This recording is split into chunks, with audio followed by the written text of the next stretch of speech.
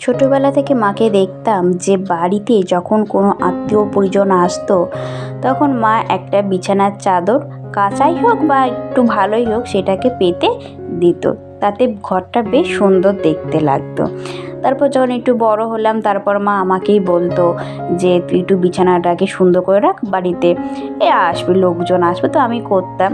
আর এখন তো আমার বিয়ে হয়ে গেছে, অনেকটাই বড় হয়ে গেছি। আর এখন হচ্ছে আজকে আমার মা আসবে অনেক দিন পর। মা সেরকমভাবে বাড়িতে আসে না আমার শ্বশুর বাড়িতে, আর এলেও না থাকে না, এই এসেই চলে যায়। তো এবারে অনেক জোরাজুরি করার পরে এসে 2 রাত থাকবে। তো সেই জন্যই সকাল থেকে নানা কাজের মধ্যে আর বিছানাটাকে, চাদরটাকে চেঞ্জ করা হয়নি। আর এখন দুপুরবেলা হয়ে গেছে, খাওয়া দাওয়া কমপ্লিট হয়ে গেছে, সেই জন্য এখন বিছানাটাকে নতুন একটা চাদর পাতলাম। নতুন ঠিক না, তবে পরিষ্কার কাচাই।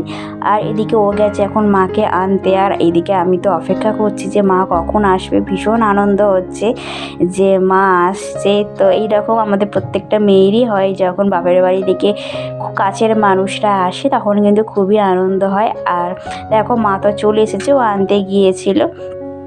আর চলো দেখা হচ্ছে আবার একটা ছোট্ট মিনি ভ্লগে। তো টাটা।